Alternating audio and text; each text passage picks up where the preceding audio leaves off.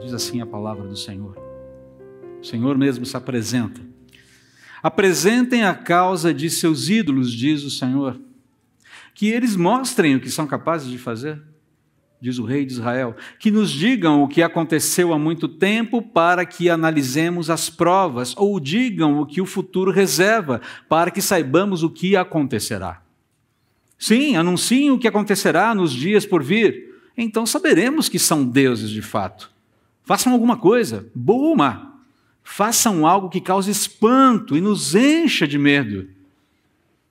Mas não, vocês são menos que nada, e nada podem fazer. Os que escolhem vocês contaminam a si mesmos. Eu, porém, levantei um líder que virá do norte, desde o leste ele invocará meu nome, e lhe darei vitória sobre os líderes dos povos. Ele os pisará como o oleiro pisa o barro. Quem lhes falou desde o começo que isto acontecerá? Quem previu essas coisas e os fez admitir que tinha razão? Ninguém disse coisa alguma, nenhuma só palavra. Eu fui o primeiro a dizer a Sião, Jerusalém: veja, o socorro está a caminho, enviarei a Jerusalém um mensageiro com boas notícias. Nenhum de seus ídolos lhes disse isso, nenhum deles respondeu quando perguntei. São objetos tolos e sem valor. Todos os seus ídolos são vazios como o vento. Vamos orar. Pai Santo, nós clamamos a Tua misericórdia e o Teu favor nesse momento que vamos continuar estudando um texto tão complexo, tão denso e, de certa forma, tão dramático quanto Isaías. Que ao final, Pai, desse tempo, a profunda reflexão nos faça pensar sobre o Senhor, sobre o Teu conhecimento e como ele não é apenas vasto, mas é como o Teu conhecimento é o que faz com que tudo tenha sustentação e como é necessário conhecer a Ti e somente a Ti como Deus único e verdadeiro através e mediante a fé no Senhor Jesus Cristo. Por favor, tenha misericórdia de nós e nos permita ter um bom tempo em torno da Tua palavra agora. Oramos em nome de Jesus. Amém. Deus continua aqui utilizando a ilustração de um tribunal para julgar a verdade entre ele e os falsos deuses. Você se lembra? Se você esteve aqui semana passada, Deus estabeleceu uma espécie de tribunal imaginário para fazer uma checagem. Quem é quem nessa história? Deus e os deuses nos quais as nações confiam. E como a gente já viu na primeira parte aqui do capítulo 41 de Isaías, Deus está também denunciando com esse processo todo a loucura da idolatria dos seres humanos que confiam em divindades, supostas divindades. Divindades criadas pela mente humana, divindades moldadas pelas mãos humanas e, curiosamente, divindades que precisam da ajuda humana para parar em pé. Você lembra? Deus faz até uma ironia, fala, precisam de preguinhos para serem fixados, para pararem em pé. E Deus inicia essa denúncia lá no comecinho do capítulo 41, usando um ídolo de metal como exemplo, para ficar claro o que ele está falando. Mas como a gente também já viu em mensagens anteriores, ídolos são forjados no coração do homem e podem ter qualquer tipo de representação. Um ídolo não é só uma imagem feita por mãos humanas. Ídolos são forjados no nosso coração, no coração do ser humano, e podem ter qualquer representação. Deixa eu dar um exemplo disso, um alerta que Deus faz lá na lei mosaica, sobre, por exemplo, como deveria ser o comportamento do rei de Israel, aquele que assumisse o poder, como ele deveria cuidar do coração dele. Olha só que interessante isso aqui. Só como um preâmbulo aqui do nosso estudo. O rei, isso aqui são as instruções dadas por Deus através de Moisés nas campinas de Moabe, antes do povo de Israel entrar na terra prometida, depois de perambular 40 anos pelo deserto. Ok?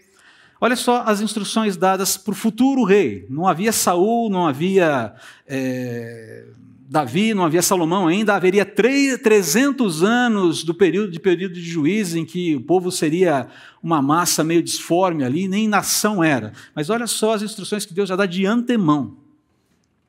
O rei não terá muitos cavalos. E não é porque ele goste do animal. A ideia de cavalos aqui é força bélica.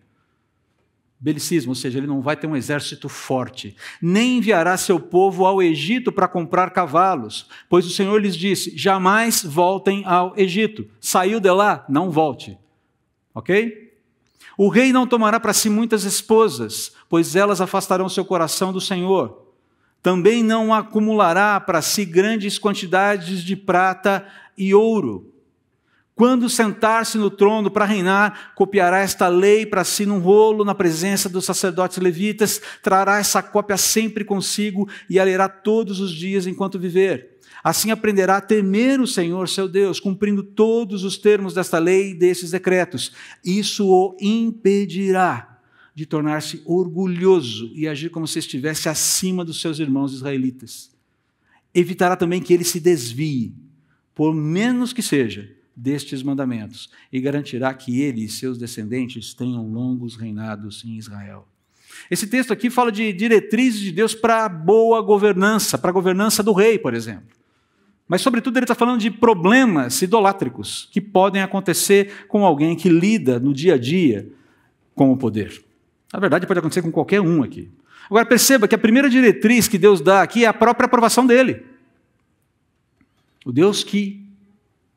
O rei que Deus escolher.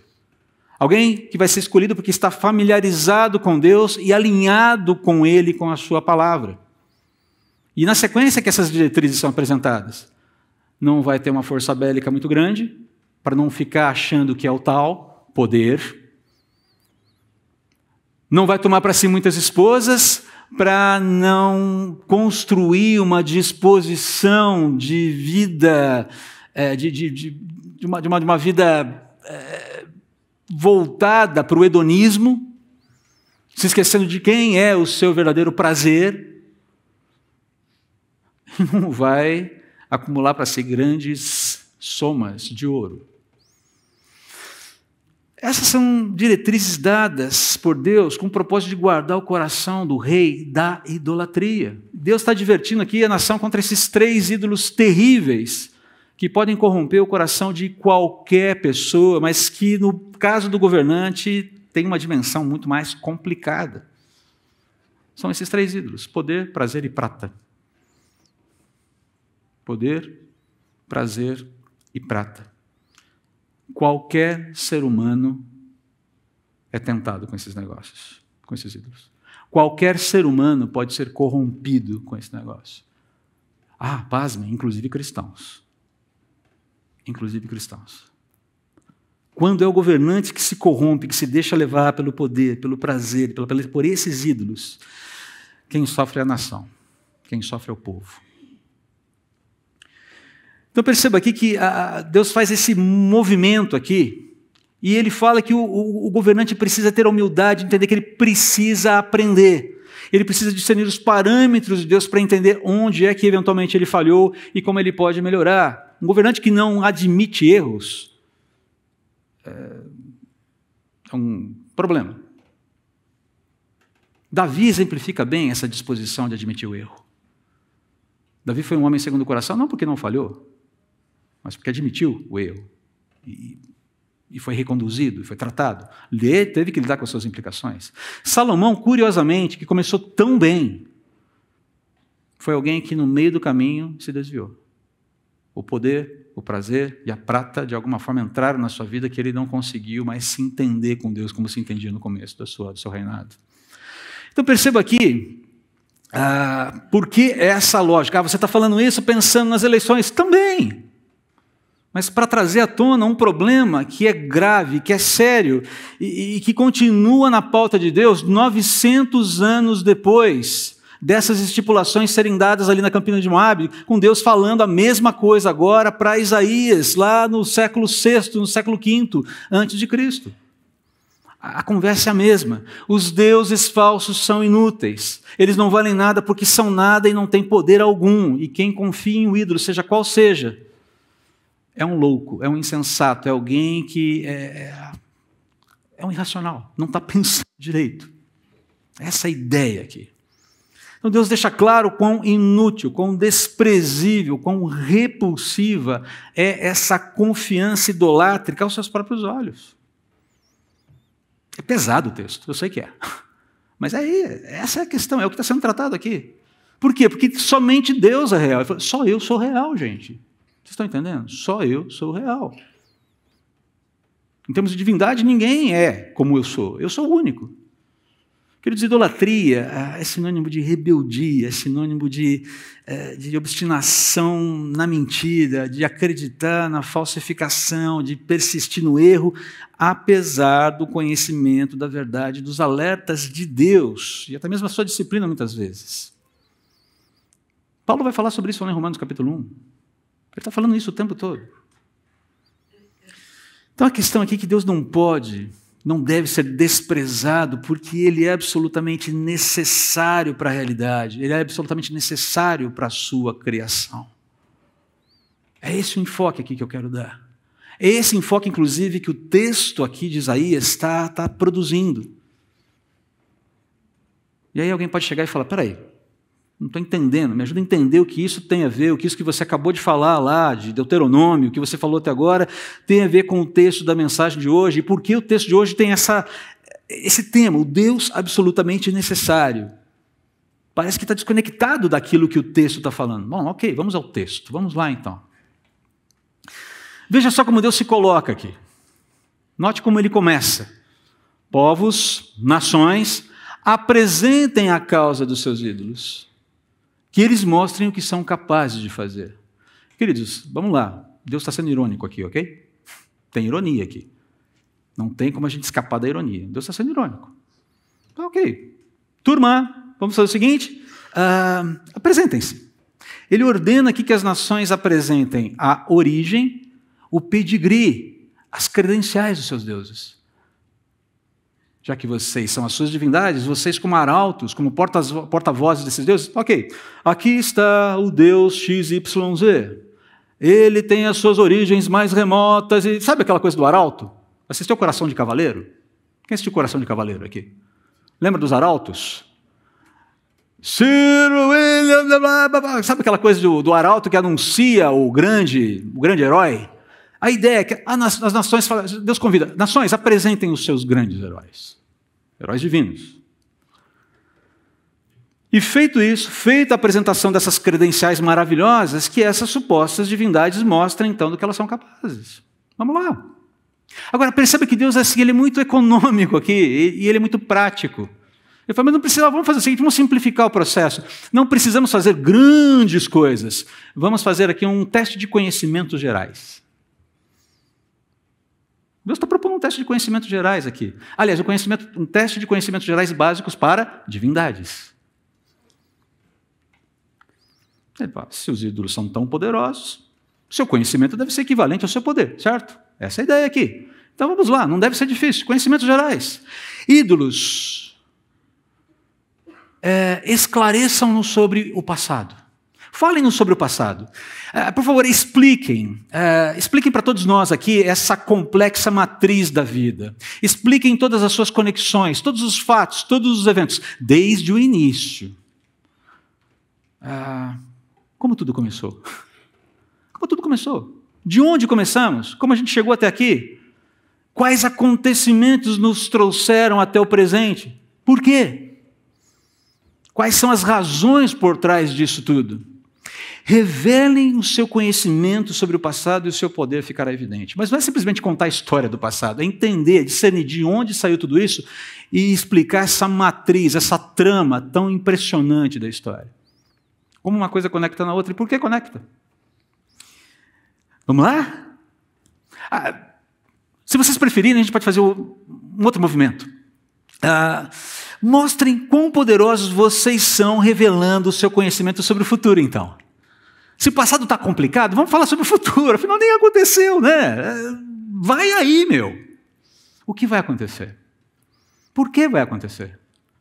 Quais são os fundamentos? Quais são as razões do que ainda vai acontecer? Existem conexões nas tramas dos eventos futuros que remetam ao passado e que influenciem o presente? Ou que tenham sua origem no presente? Quais são? Como se conectam? Nossa, está falando tudo isso aí? A proposta é essa. A proposta é essa. Expliquem, por favor. Instrua-nos com seu vasto conhecimento sobre o passado ou o futuro. Já ia esquecendo. Por fim, apliquem esse conhecimento sobre o passado ou o futuro, ou ambos, de uma forma consistente e coerente no presente. Façam alguma coisa extraordinária, boa ou má, não importa, mas ajam. Mostrem que vocês sabem, e mostram que o que vocês sabem faz sentido dentro da realidade, dentro da matriz humana, aqui e agora. Afinal de contas, vocês são divindades, vocês têm poder. Se vocês têm poder, vocês têm conhecimento, e se têm conhecimento e poder, não apenas conhecem, mas vocês sabem o que fazer, sabem por que fazer, sabem como fazer, quando fazer e têm poder para fazer. Que o seu conhecimento revele o seu poder. Vamos lá? Joinha? Que tal? Silêncio. Nenhuma resposta. Não é a tua conclusão de Deus, tá? Claro. Claro. Vocês são menos que nada. E como algo que nada é, além de uma expressão de ideias abomináveis e fruto de suposições repulsivas do coração idólatra de homens, como algo que nada é, poderia ter tal conhecimento e poder ao ponto de ser absolutamente necessário para a realidade criada? Impossível. Impossível. Entenda aqui onde eu quero chegar. Acho que vai ficar mais claro agora. Quando a gente estuda atentamente o que Deus fala sobre si nas Escrituras, o que Ele revela sobre si nas Escrituras, nós olhamos para a criação de Deus e tudo que Ele criou, tudo que a gente pode observar, não demora muito, não vai demorar muito, a gente aprende duas grandes verdades sobre Deus. A primeira delas é que Ele não necessita de nada que não Ele mesmo. A segunda é que Ele é necessário para tudo o que não é Ele mesmo. A teologia dá um nome para isso: aceidade de Deus. Ele não necessita de nada que não é Ele mesmo, mas Ele é necessário para tudo que não é Ele mesmo, tudo que foi criado. Nós estamos falando aqui da existência autossuficiente de Deus, no que diz respeito a Ele não necessitar de nada além dEle mesmo. Deus é perfeito, Deus é pleno, Deus é completo em si mesmo. Ele independe de qualquer coisa que não seja Ele mesmo. Ele não está num processo de simbiose com o universo, tentando aprender a ser Deus, como algumas pessoas dizem. Deus é potencialmente bom. Ele está aprendendo a ser bom, Ele está aprendendo a ser soberano. Um dia, quem sabe, Ele se torna soberano. Existe uma ideia dentro do evangelho, dentro do círculo evangélico protestante, o cristão evangélico, que está defendendo isso. Que Deus está numa adolescência divina, mas que Ele vai chegar lá um dia. Não é isso que Deus está falando aqui. Ele falou, não é isso. Mas Ele também é absolutamente necessário para que a realidade, para que a criação tenha sido trazida à existência. Para que ela continue existindo. Para que ela exista com finalidade, com propósito, com sentido. Ontem falamos sobre essa questão do sentido com os jovens. Por que o mundo está vivendo? Por que as pessoas estão buscando sentido da vida? Porque elas se desconectaram do mapa da realidade. E o mapa da realidade aponta para Deus. Quando você se desconecta de Deus, é aquilo que acontece lá em Eclesiastes, que Salomão fala. Não adianta tentar buscar sentido debaixo do sol. Você tem que se reconectar com Deus, você tem que se conectar com Ele, porque senão a coisa não fecha, a conta não fecha. Não vai fechar, não tem jeito. Prata, poder, prazer. Prata, poder, prazer. Salomão testou tudo isso e falou, não funciona, não dá certo. Eclesiastes é um grande desabafo / alerta de Salomão. Alguém que chegou no final da vida, chegou lá no início da terceira idade e falou, eu dei uma bobeira lá atrás. Eu comecei bem, sapateei no meio do caminho e perdi o prumo. Jovens, fiquem alertas. Ele fala para os jovens, ele fala para a nova geração. Olha aí, moçada, fica atenta. Fique ligada no que ele está falando. É por isso que nós afirmamos que o universo, queridos, é teorreferente. Aqui eu empresto um termo teológico de um pastor, filósofo e teólogo cristão, Dr. Davi Charles Gomes. A criação de Deus depende de Deus.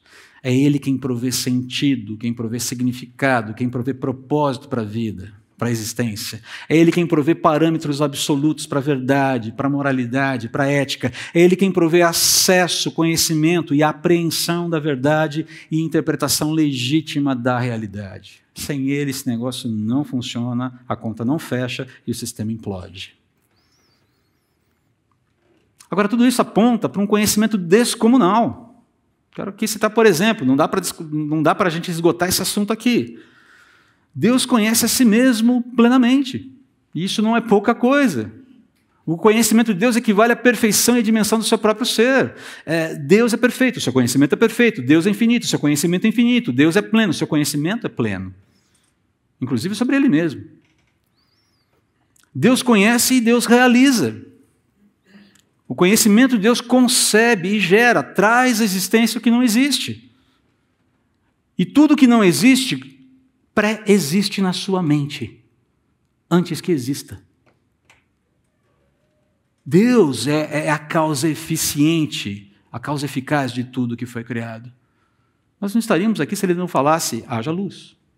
Se Ele não tivesse falado, haja luz. Deus conhece cada criatura idealmente. Isso significa que Deus conhece perfeitamente a essência, o significado, o propósito de cada uma das suas criaturas, antes mesmo que elas venham a existir. Lembra do Salmo 139? Um exemplo interessante sobre isso. Quando Davi fala, os teus olhos viram a minha substância ainda informe no ventre da minha mãe. Essa ideia de Deus conhecer a realidade de uma criança que está sendo gestada antes mesmo que ela seja concebida. E acompanha toda a evolução dessa criança gestada durante todo esse processo. Mas e o que acontece quando? Ok, vamos lidar com o que acontece quando, como exceção e no momento propício, caso seja necessário.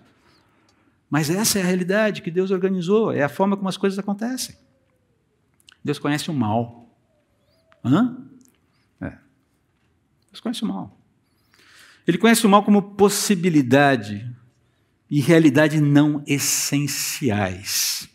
Isso significa que o mal não é essencial, ele não existe por si mesmo. O mal é corrupção, o mal é vacuidade, como disse Santo Agostinho. O bem é essencial. Quando nós detectamos alguma coisa como má, nós associamos àquilo que deveria estar lá e não está. Essa é a ideia de mal. Então Deus conhece o mal como corrupção do bem, como uma possibilidade e realidade não essenciais, como eu disse. O conhecimento perfeito das coisas deve incluir saber tudo o que pode acontecer a essas coisas. O mal pode ocorrer como uma corrupção de coisas boas.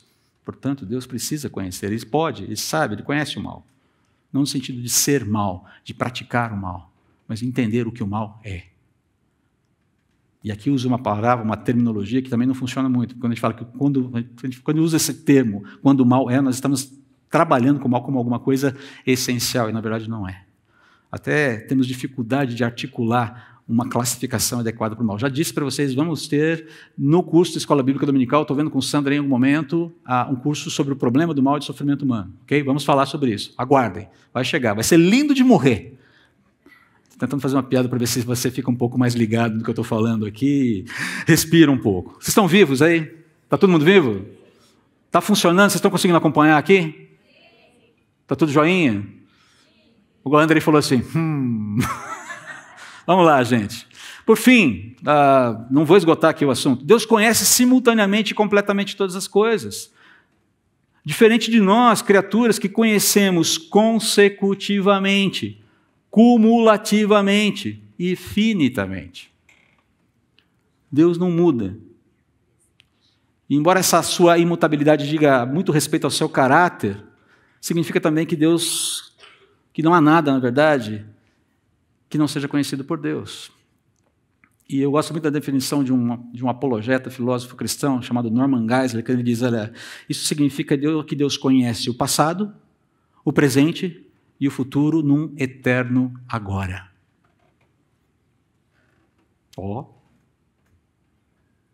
Nervoso, né? Eu sei, parece muita filosofia, né? Mas a palavra é Deus se apresentando aqui. É ele fazendo uma classificação muito clara de quem ele é e do que os deuses não são. E por que essa diferença, onde essa diferença pega? E a gente poderia ficar conversando horas aqui sem esgotar esse assunto, porque ele é muito vasto. Mas é exatamente esse o contraponto que Deus faz na sequência do texto.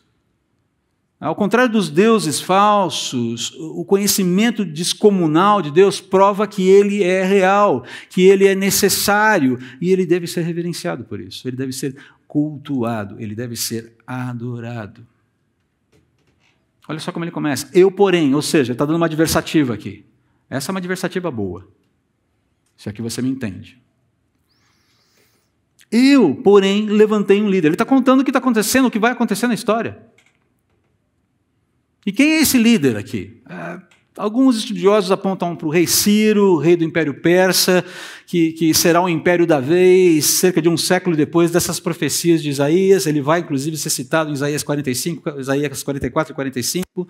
Outros apontam que seria esse rei mencionado nessa profecia estaria mais próximo desse oráculo aqui, e seria talvez Senaqueribe, rei assírio, que também cercou Israel, que fez um cerco a Israel, do qual Deus livrou Israel de maneira milagrosa. Mas essa questão de quem é esse líder é secundário aqui para o tipo de reflexão que a gente se propõe a fazer, o que a gente está se propondo a fazer aqui. Note, e é esse aqui o enfoque que eu quero dar. Deus não está aqui fazendo uma aposta infantil, do tipo, olha só como eu sou mais inteligente que você, olha só como eu sei mais coisas que você, olha só como eu sei mais coisas que vocês, deuses falsos, olha só como eu sou mais sabido. Não é essa a questão aqui. O que Deus está informando aqui vai muito além dos oráculos, das profecias. Não se trata de conhecimento meramente preditivo, de prever o futuro. Olha só como eu sei o que vai acontecer e você não sabe. Não é isso. Ele está querendo evidenciar um conhecimento descomunal de quem trouxe a realidade à existência e a põe para funcionar.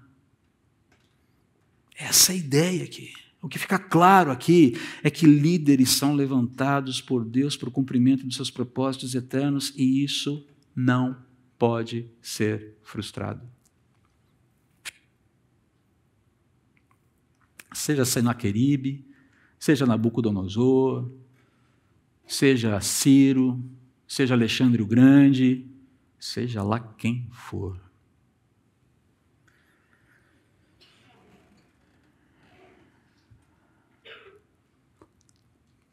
Por trás desses movimentos está esse conhecimento descomunal que não pode ser capturado completamente pelo ser humano.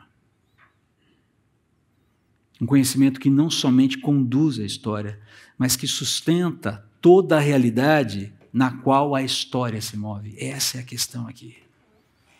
Deus sabe porque a história lhe pertence. Deus sabe porque a vida lhe pertence. Deus sabe porque a realidade lhe pertence e vai chegar onde Ele deseja que ela chegue. E todas as conexões intricadas da trama da vida criada, da história, da realidade, atendem aos propósitos soberanos de quem é Senhor sobre tudo e sobre todos. É isso que Deus está deixando muito claro aqui. Agora perceba, Deus visa com tudo isso, além do louvor da sua glória, promover o bem de quem Ele espera. Ele fala isso no versículo 28, aliás, no versículo 27. Eu fui o primeiro a dizer assim, veja, o socorro está a caminho, e muito provavelmente ele está se referindo aqui ao próprio ministério profético de Isaías e do profeta Miqueias, que trazem uma palavra de esperança, a despeito de todo o quadro de cenário complexo ali. Eu trago uma palavra boa, eu não vou deixar vocês sem solução, eu não vou deixar vocês sem resposta, eu não vou deixar vocês entrarem num túnel que não tem luz lá no final, ainda que essa luz esteja bem mais adiante que vocês. Aquela geração de Isaías vai passar pelo exílio e provavelmente vai viver no exílio e vai morrer no exílio. Mas o povo não ficaria no exílio. E há um movimento mais distante de Deus também. Todo o tempo ele está falando de coisas mais distantes, de esperança que ele vai fazer. Esse é o Deus que se apresenta aqui em Isaías. Eu sou necessário, eu sou real e eu sou venerável.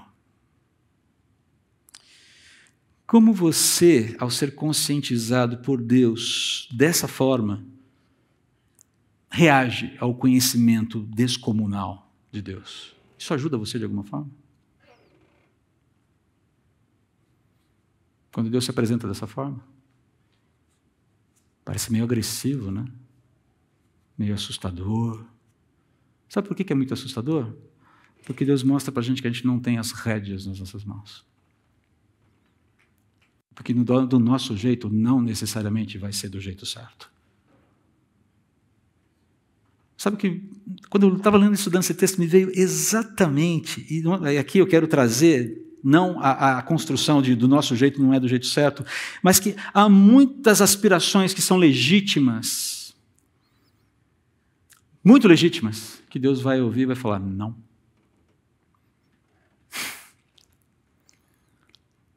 Não. Porque os propósitos deles são muito maiores. Exemplo. Jesus no Getsemane. Lembra-se? Quando na noite em que Jesus foi traído, em que ele ia ser traído, o que antecedeu? O que aconteceu entre aquela ceia, aquele jantar no cenáculo e a traição de Jesus? O que aconteceu naquele período? Você se lembra de alguma coisa? Houve um momento de clamor. Jesus sozinho diante do Pai, o Filho diante do Pai. E qual foi uma das petições de Jesus ali para o Pai? Se possível, afasta de mim esse cálice. Contudo, seja feita a tua vontade. Pedido legítimo? Claro, como não? Absolutamente legítimo. Atendido? Para o meu bem e para o seu bem. Para a minha felicidade eterna, para a sua felicidade eterna, para a minha paz eterna, para a sua paz eterna. O Pai disse, não, filho. Não.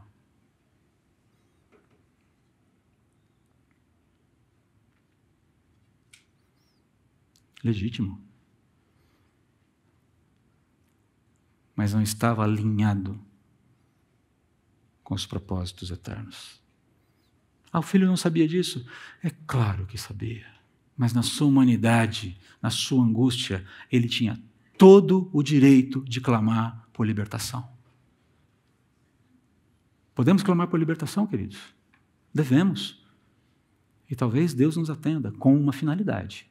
A finalidade não é a libertação em si, seja ela qual a gente imagine. Mas e se ele dizer não?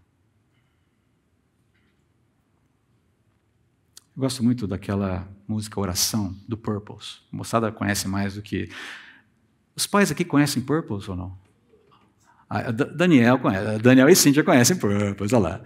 Eu queria estimular vocês, filhos, a apresentarem Purples para os seus pais. E essas músicas, esses grupos bons, com boa teologia, não é só worship, tá? A turma que faz música boa, com teologia boa para os seus pais. Projeto Sola, Purples, e tem tantos outros por aí. Mas eu gosto muito de uma música chamada Oração, do Purples. Ela diz assim... Meu Jesus, a ti me achego, com temor no coração. És o meu maior anseio, Rei da minha salvação. Pai, a ti eu agradeço por tão infinito amor, que recebe com carinho este pobre pecador. Presta atenção agora. Boa é tua vontade, de um onisciente Deus, que meus planos sempre estejam conectados com os teus. Ó, perdoa os meus pecados, venha me disciplinar. Que a pureza da tua glória venha em mim habitar. Sejas tu meu pensamento, ao dormir e acordar. Dá-me sede da palavra, sempre nela meditar. Faz de mim pequeno Cristo, digno de ser filho teu, anunciando as boas novas, salvação que vem de Deus. Santo e majestoso Deus, exaltado é Senhor, coroado sobre a terra, em tua glória e esplendor. Teu é todo o domínio, toda a honra e poder, pelos séculos dos séculos. Amém. Como essa fala, essa credencial de Deus dizendo, eu sou necessário e o meu conhecimento é pleno. Não confiem em ídolos. Não vai funcionar. Ajuda você nesse momento de grande inquietação.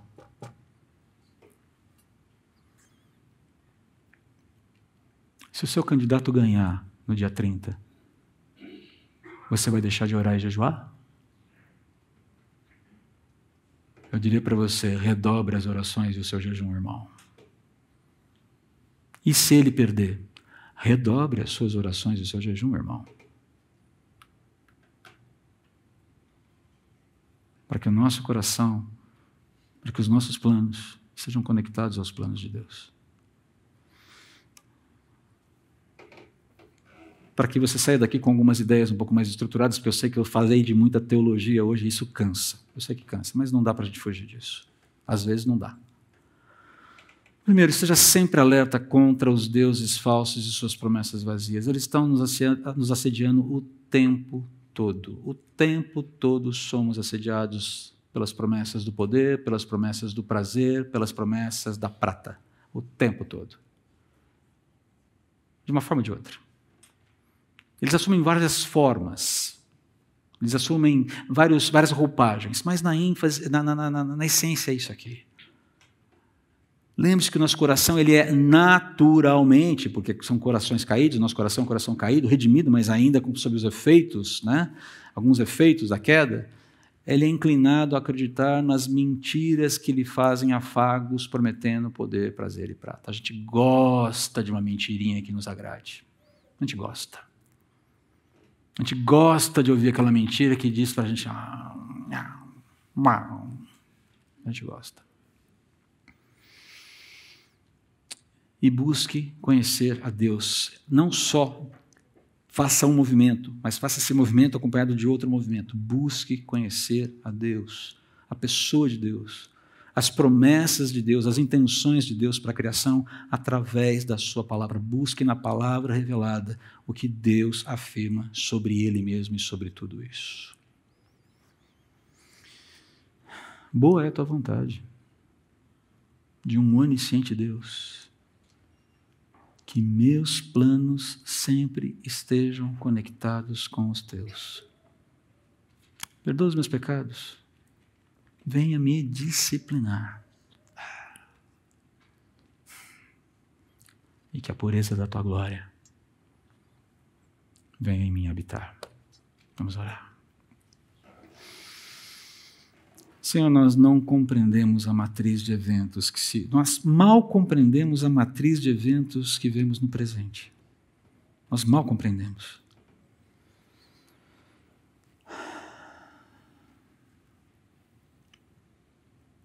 É difícil discerni-la às vezes. Então eu só quero pedir ao Senhor que proteja o nosso coração e a nossa mente da mentira, da injustiça, da falsidade, do engano, do erro. Clamando ao Senhor que prevaleça, pelo teu poder, a verdade, o direito e a justiça. Que o Senhor honre o teu próprio nome, que o Senhor glorifique o teu próprio nome, que o Senhor exalte o teu próprio nome e que os nossos planos, que os nossos diálogos com a vida sejam balizados, conectados com o Senhor e com as tuas intenções. O que vem pela frente? Pai, não sei. Eu não sei. Mas eu sei de uma coisa. De alguma maneira que eu não entendo, até mesmo aquilo que eu mais odeio, aquilo que eu mais execro, aquilo que eu mais abomino, caso venha a acontecer, é um acorde dissonante dentro da tua sinfonia divina. E a música tal é que deve ser apreciada e um dia nós a compreenderemos. Um dia nós a veremos. Até lá, guarda o nosso coração, ó Pai, e não permita que desfaleçamos. E desfalecendo, busquemos a proteção falsa, mentirosa, dos ídolos que tentam entorpecer o nosso coração e a nossa mente. Guarda-nos, livra-nos, ajude-nos nessa conexão contigo, em nome de Jesus. Amém.